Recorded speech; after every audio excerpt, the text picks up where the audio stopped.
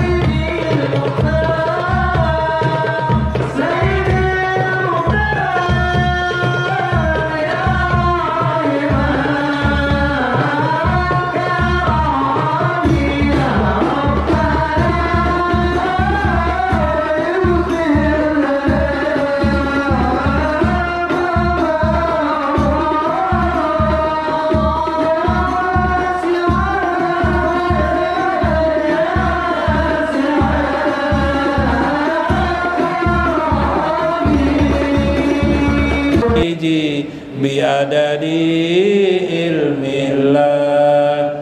Allahumma sholli wa sallim ala sayyidina Muhammadin qalbil masruri wa miftahil maisur wa fatihil lima ughliqa wa syafil ilal wa mubarijil kurubi wal humumi wa ala alihi wa sahbihi wa barik.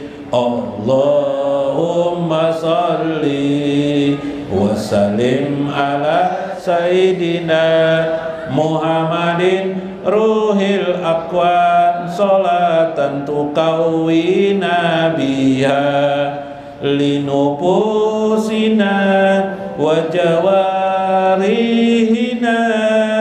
wa qulubina wa ruhina wa ta'izuna biha minal asrari wal aswa'i wa darai wal balai wa hamajatis sayatin wa ala alihi wa sahbihi bi adadi khalqillah. Nabi Mustafa Rasulullah sallallahu alaihi wasallam wa Syekh Ibnu Athaillah wa Syekh Abdul Qadir Al-Jilani.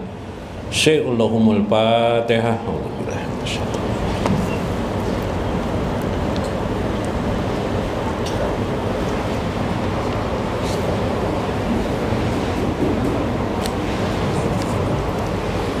Assalamualaikum warahmatullahi wabarakatuh. Bismillahirrahmanirrahim. Bismillahil malikil qudusi salam. Bismillahil ajijil hakim. Alhamdulillah, alhamdulillahilladzi hadana lihaja wa ma kunna linahtadiya laula an hadanallah. Allahumma shalli wa sallim wa barik ala sayyidina wa nabiyina Muhammad wa ala alihi wa sahbihi ajmain. Fa inna insyaallah ab'asu li kitabi Syekh Ibnu Athaillah Al-Hikam wa nafa'ana bihi wa ulumihi bidarain amin ya rabbal alamin. Mudah-mudahan melewati saluran Syekh Ibnu Athaillah keberkahan bagi rezeki dan nikmat kita di dunia ini, di barzah dan akhirat. Mudah-mudahan Allah selalu menyambungkan hati kita kepada junjungan kita Nabi besar Muhammad sallallahu alaihi wasallam dan kepada dirinya Allah Azza wa Jalla. Mudah-mudahan kita termasuk golongan orang-orang yang diterima Allah dalam ridho dan kasih sayang Allah di dunia dan akhirat. Amin ya rabbal alamin. Wa qala al-musannifu rahimahullah, berkata Syekh Ibnu Athaillah, man itla'a alal asraril ibadi walam yatakhallaq birrahmatil ilahiyah kana itla'uhu fitnatan alaihi wasababan lijarril wabali ilaihi. Man itla'a ala asraril ibadi, barang siapa itla'a ala asraril ibadi, dibukakan Allah kepadanya kemampuan mengetahui rahasia-rahasia hamba-hamba Allah di dunia ini, walam yatakhallaq, namun setelah dia melihat itu tanpa disertainya lam yatakhallaq, suatu akhlak birahmatil ilahiyah, yaitu akhlak yang penuh rahmat yang bersifat ketuhanan, itla'uhu fitnatan alaihi, maka pembukaan pengetahuan itu kepada dirinya justru menjadi fitnah baginya, justru menjadi keburukan baginya, wasababan lijarril wabali ilaiha, dan menjadi sebab akan datangnya bencana bagi dirinya, yaitu bencana dirinya, hubungan dirinya dengan Tuhannya. Saudara sekalian, minggu kemarin kita dikisahkan oleh Syekh Ibnu Athaillah satu kalam juga yang berkait dengan kalam ini. Minggu kemarin itu kalamnya rubama atlo'aka. Nah gitu kan, boleh jadi engkau dibukakan Allah ala ghaibi malakutihi, tentang rahasia-rahasia malakutnya. Itu lebih baik bagi diri kamu ketimbang engkau diperlihatkan tentang rahasia hamba. Artinya wahajaba ankal istirab ala asraril ibadah alal ibadi, sementara engkau ditutup Allah tentang rahasia hamba-hambanya. Bahasa lainnya, ada manusia itu, kita gabungkan dengan kalam minggu kemarin, yang dibukakan Allah alam malakut, tapi dia tidak tahu tentang rahasia-rahasia hamba-hamba yang lain. Maksud rahasia hamba-hamba yang lain itu misalnya keburukan si hamba itu. Misalnya ada si hamba itu terlihat seperti orang alim, orang bagus benar pembawaannya, tapi dia sebenarnya seorang pemabuk misalnya.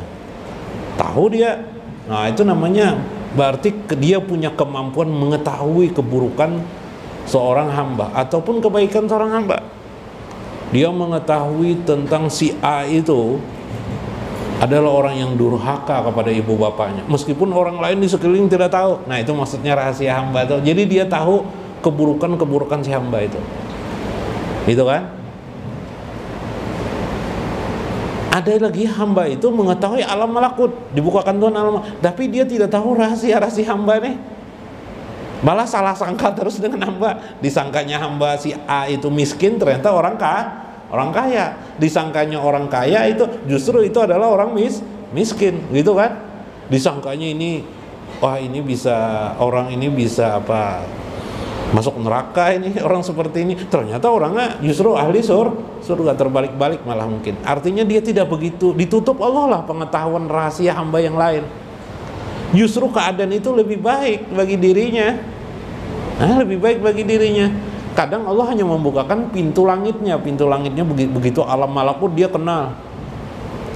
Kemarin alam itu minimal diketahui ada alam mulki, ada alam malakut dan alam jabarut. Ya Allah. Nah, alam malakut dia tahu kerajaan-kerajaan Allah. Bagaimana singgasananya di langit pertama itu ada kerajaan Allah, di langit kedua itu ada kerajaan Allah, sampai aras. Dia tahu mungkin. Nah, dia dimimpikan oleh Allah pengetahuan-pengetahuan tentang itu. Subhanallah. Bahkan dia dimimpikan Allah tentang surga. Surganya yang dijanjikan Allah kepada dirinya atau kepada hamba-hambanya yang beriman dan bertakwa. Alam malakut. Alam malakut itu artinya alam kekuasaan, kerajaan Allah Azza wa Jalla mengatur kehidupan ini. Kemarin misalnya orang ribut-ribut tentang misalnya isu tentang hari kiamat akan terjadi. Hari kiamat akan dia rupanya dibukakan Allah pengetahuan di langit, di alam malakut, alam kekuasaan Allah. Dia mungkin berbicara dengan malaikat-malaikat memberitahukan bahwa alam belum lagi akan kiamat. Gitu kan. Sehingga dia merasa tenang hatinya. Timbul rasa yakin bahwa hari ini bukan hari kiamat, belum lagi sampai hari kiamat. Waduh, misalnya adanya keyakinan seperti itu. Bagus seperti itu ketimbang mengetahui rahasia orang lain. Karena itu kata saya, kadang ada lagi hamba itu diuji oleh Allah.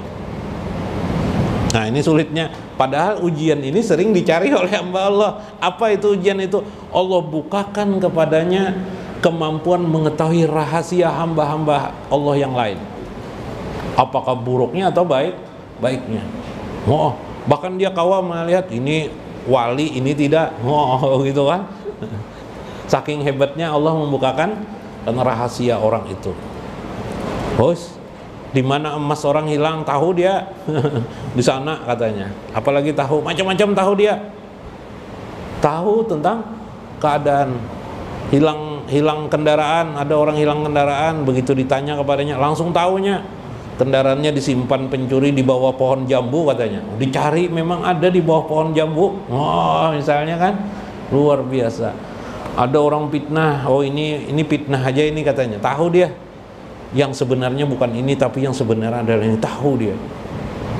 Si hamba itu kelihatannya saja alim, padahal dia adalah buruk sifatnya. Kesukaannya dia suka berzina. Misalnya tahu dia. Di mana tahu? Nanti buktikan ini jam 12 malam nanti kelihatan dia keluar dari rumahnya. Misalnya dia tahu. Itu tidak pernah mau sholat tahajud orang itu. Tahu dia itu tidak sholat. Hebat kan?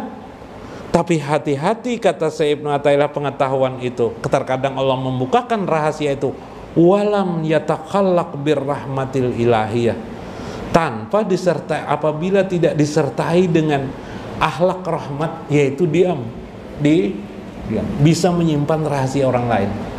Lam yatakhallaq birrahmatil ilah, itu justru bisa jadi fitnah bagi dirinya. Bisa jadi fitnah, bisa jadi fitnah itu menjadi ujian, dampak buruk bagi dirinya. Kenapa? Karena di dalam Islam itu kita tidak boleh memberitakan keburukan orang lain. Ya sekedar melihat, tahu dibukakan Allah, tidak apa-apalah. Tapi memberitakan kepada orang lain tidak boleh, karena bila memberitahukan bisa jadi apa namanya? Namanya ghibah. Ghibah itu membicarakan orang lain. Yalah, ghibah itu dari kata tegoba, yang tidak terlihat diungkap yang sebenarnya, ya ghibah namanya. Walaupun orang itu memang benar seperti itu, kalau tidak benar fitnah namanya, ya enggak? Memfitnah orang lain salah juga. Kalaupun benar ghibah juga, sama-sama dosa kan?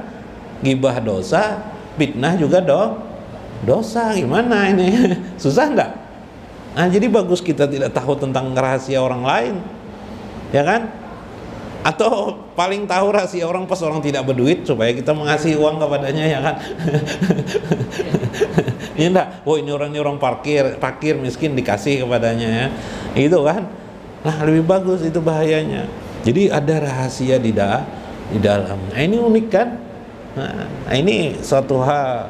Jadi jangan bangga Anda tahu tentang rahasia orang lain, melewati pintu kegaiban. Bisa jadi itu adalah fitnah bagi kita. Guru saya mengisahkan, beliau biasa juga, kebiasaan beliau adalah memandikan mayit. Beliau tidak mau mengajari memandikan mayit, kecuali mental orang itu ngerti. Apa mental itu? Nah, ternyata kata beliau, mayit itu waktu dimandikan tuh bermacam-ragam timbul keburukannya keburukannya timbul macam-macam. Barukannya mayit tuh ada yang dimandii, kotoran ada, tidak bisa dibersihi kotorannya, aneh juga, dicium bau, tubuhnya bau busuk, padahal baru meninggal sudah bau busuk. Nah, tidak boleh diceritakan kepada orang itu, tidak boleh. Atau pas dibuka tubuhnya gambar naga, ya lah. Gambar ular kayak itu, ya Pak, nggak boleh diceritakan, orang diam aja. Gimana digosok, nggak bisa. Tato ya kan? Kayak apa? Nggak boleh, mayit tidak boleh dirusakkan tubuhnya. Nah, ini rahasia kepada orang tersebut. Jadi itu contoh yang nyata aja itu. Apalagi yang orang lain tidak tahu, kita tahu. Udah berjalan di kuburan, astagfirullahaladzim, si fulan baru meninggal, tahu diajab, disiksa di kubur, melihatnya. Ayo, itu rahasia di dalam hatinya. Nggak boleh dipisahkan dengan orang, dengan istri jin jangan, dengan orang jangan, karena bahaya bilanya terbicarakan kepada orang lain akan jadi fitnah bagi orang itu. Yalah, ghibah sudah, fitnah bisa terjadi. Maka berdiam aja, itu ujian dari Allah. Bila tidak disertai akhlak yang baik. Akhlak yang baik itu apa? Menyimpan rahasia keburukan orang lain, bahkan mengangkat tangan mendoakan kepadanya yang baik. Nah, sedikit lah. Ada kisah, ada kisah Nabiullah Ibrahim alaihissalam. Ruya anna Ibrahim alaihissalam lama arahullahu, ketika Allah membukakan pandangan kepadanya, malakutas samawati wal ardh, tentang alam malakut kerajaan Allah di langit dan bumi. Jadi alamnya ada kerajaan, alam semestanya ada kerajaan Allah. Minum dulu lah, semat lah. Kita lihatkan dulu aja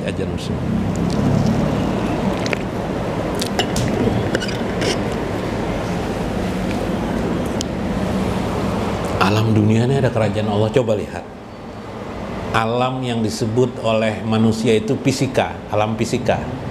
Alam fisika itu misalnya air itu pasti jatuh ke bawah. Kenapa jadi jatuh ke bawah? Iyalah, selama ini kita mengetahui hikmah aja, andaikan air itu jatuh ke atas, kita juga yang bingung. Ya enggak? Begitu air pasang, kita meloncat ke atas, airnya naik ke atas, gimana? Mengejar kita lah. Itu kan hikmah aja itu. Tapi sebenarnya itu adalah kerajaan Allah, perintah Allah kepada alam semesta. Nah, yang bersifat memiliki kekuatan yang luar biasa. Air itu kadang kalau kita menutup suatu benda itu, atau kamar mandi supaya jangan tetes ke bawah dan sebagainya, kita pakai lem, pakai apa, kadang-kadang air itu masih aja bisa merembes ya lah. No, hebat kan air itu,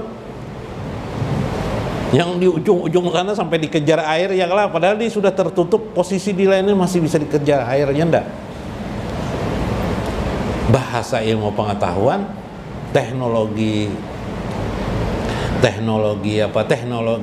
alam semesta lah, teknis alam lah, tapi sebenarnya tidak. Itu sebenarnya itu bagian daripada kerajaan Allah, karena air itu juga makhluk Allah aja, wajar mengikuti perintah Allah dia.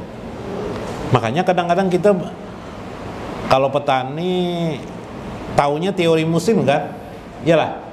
Nah, ya kebetulan pas saja terus, tapi tiba-tiba Allah, ya enggak, sesekali, biasanya musim hujan sudah nih datang sekalinya hujan tidak ada turun, kemarau panjang benar. Dulu di zaman sahabat Nabi itu sampai zaman Abu namanya. Zaman Abu itu kayak apa ya? Panasnya bukan main, hujan tidak ada turun, bertahun-tahun tidak turun. Kita di sini 3 bulannya tidak turun hujan sudah ribut kita ya kelak. Atau hujan terus kita sini ribut juga. Yang ribut tuh nyata tukang espang dulu lah. Nah kisahnya. Nah Nabi Ibrahim dibuatkan Tuhan, diberitahukan Tuhan. Saya membongkar sedikit-sedikit aja lah. Kalau kebanyakan nanti bahaya juga ya kelak. Dikit-dikit aja kayak itu. Asyrafa ala rajulin fi ma'siyah min ma'asyillah ta'ala fada'a alaihi pahalaka wa qaja. Nah, Nabi Ibrahim dibukakan Allah keburukan orang, kemaksiatan orang. Misalnya tadi tuh si A ternyata adalah ahli pencuri misalnya. Pekerjaannya sebenarnya maling, pencuri nih, ketahuan Nabi Ibrahim. Atau yang orang ingkar kepada Allah dibukakan Tuhan meskipun tidak langsung melihat beliau secara kasab, namanya kasab hisi, kasab kemampuan hisi itu indrawi. Beliau mengetahui, dibukakan Allah itu. Lalu Nabi Ibrahim melihat keadaan itu, berdoa kepada Tuhan, ya Allah binasakan orang itu. Pahalak Allah, maka Allah pun membinasakan orang itu. Ayo. Rupanya melihat lagi Nabi Ibrahim ini beberapa kali begitu terus, ya Allah binasakan orang itu. Baik-baik di kampung ternyata Tuhan membukakan tahu dia itu pelacur misalnya. Londok apa? Lonte lah. Oh berdoa lagi binasakannya. Kayak itu kan. Nah ini bahaya kan, jadi bencana. Lalu turunlah perintah Allah kepada Nabi Ibrahim, wahyu Allah kepada Nabi Ibrahim, wahai Ibrahim, ya Ibrahim, innaka, sesungguhnya engkau itu rajul mustajabud dakwah. Engkau itu Ibrahim hati-hati, Kalau kamu berdoa, kamu itu adalah orang yang doanya pasti dikabulkan oleh Allah ya Tuhan. Kamu itu berdoa pasti aku kabulkan. Tapi masalahnya sekarang engkau berdoa ini untuk membinasakan orang aja. Ya kah? Mentang-mentang bisa menembak lah. Ya kelak. Yalah, tembak aja taruh seorang ya lah. Belajar senapang sang burung ada orang lewat tembak aja. Nah, ini bahaya benar. Kamu tuh hiburan berbahaya. Fala tad'una ala ibadi fa innahum minni. Sesungguhnya mereka itu terbagi-bagi hamba kami itu ala salasin kisal dari berbagai macam 3 perkara minimal. Imma ayyatubal abdu minhum ila ilayya fa'atubu alai. Ada di antara hambaku itu besok-besoknya, sebenarnya besok-besok tadi yang pelacur tadi, besok-besok dia bertaubat. Atau yang ahli berzina atau ahli judi itu beberapa hari kemudian dia mungkin bertaubat. Dia bertaubat, tapi karena engkau mendoakan mati saya matikan. Aku matikan ya Tuhan. Padahal dia bertobat kepada Allah, akan bertobat kepada Allah. Kamu tidak tahu rahasia belakangnya lagi. Baru bagian kecil aja tahu, kamu sudah begitu marahnya kepada keadaan. Nah itu kan. Wa imma an akhraja minhu. Dan di antara mereka ada yang keluar daripadanya nismah, angin, tusabbihuli. Terlihat mereka bermaksiat, tapi kadang-kadang mereka begitu dikeluarkan Allah, sebelum dikeluarkan rohnya daripada dirinya, dia bertasbih kepada Allah.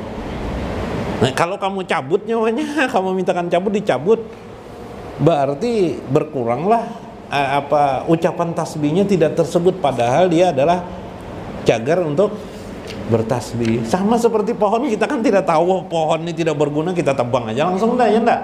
Tebang langsung di muka rumah. Gitu kan? Pas ada musim mangga, pohon mangga itu kita tebang kan. Kita berselera sekali mau makan mangga. Uang mau beli tidak ada kebetulan. Lalu kita berpikir apa? Andaikan ku tahu kemarin mangga di depan rumah ini tidak ku tebang ini kan. Ya enggak? Nah, seperti itu. Itu orang itu akan bertasbih kepada ujar Tuhan. Nah, jangan sembarang engkau mendoakan yang buruk. Itulah keadaan manusia. Sebagai sababul amri, sebagai sebab daripadanya urusan itu minallah, daripada Allah. Makanya kita tidak tahu di alam semesta ini, bahkan kayak gempa bumi, apalagi mengapa kita hidup di Banjarmasin, tidak di Jawa, mengapa kita tidak di Arab Saudi, tidak di Inggris, di London misalnya, ya kan. Begitu melihat di TV London, ya enggak, enaknya orang tinggal di Inggris ini katanya, ya enggak, rasa hebat aja, rasa bagus jadi sana. Belum tentu itu baik bagi diri kita. Asya antak rahasaian, boleh jadi engkau benci terhadap sesuatu, jatun bahwa khairul lakum, itu justru baik bagi dirimu. Nah, jadi kira-kira dapat disimpulkan ini bahwa Syekh Ibnu Athaillah ingin mengisahkan, jangan kecewa hatimu kalau kamu belum dibukakan Allah pintu-pintu rahasia manusia. Itu jadi masalah itu. Bahkan itu bisa jadi fitnah bagi kita. Tapi kalau saya gitu kan, rahasia manusia tidak tahu, rahasia orang lain tidak tahu, lebih-lebih lagi rahasia langit makinnya aku tidak tahu. Bagus saja, enggak apa-apa, itu kedua-duanya bagus. Kalau tahu rahasia langit, nanti bahayanya bisa juga jadi fitnah, Pak. Mengisahkan dengan orang lalu jadi sombong, bahaya juga. Yalah. Jadi kedua-dua ya bisa berbahaya. Yang penting ada akhlak ilahiyah, birrahmah. Akhlak ilahiyah itu mengikuti kehendak Allah Azza wa Jalla. Bila rahasia hamba-hamba manusia harus dirahasiakan. Bila rahasia langit dibukakan Allah, juga dirahasiakan kepada manusia. Itu untuk pemandangan diri sendiri agar makin beriman, iman kita makin kuat, makin memuncak kepada Allah Azza wa Jalla. sebagai kabar gembira dari Allah Azza wa Jalla. Mudah-mudahan bermanfaat, mudah-mudahan bisa dipahami. Wallahul muwaffiq ila aqwamit thoriq. Assalamualaikum warahmatullahi wabarakatuh.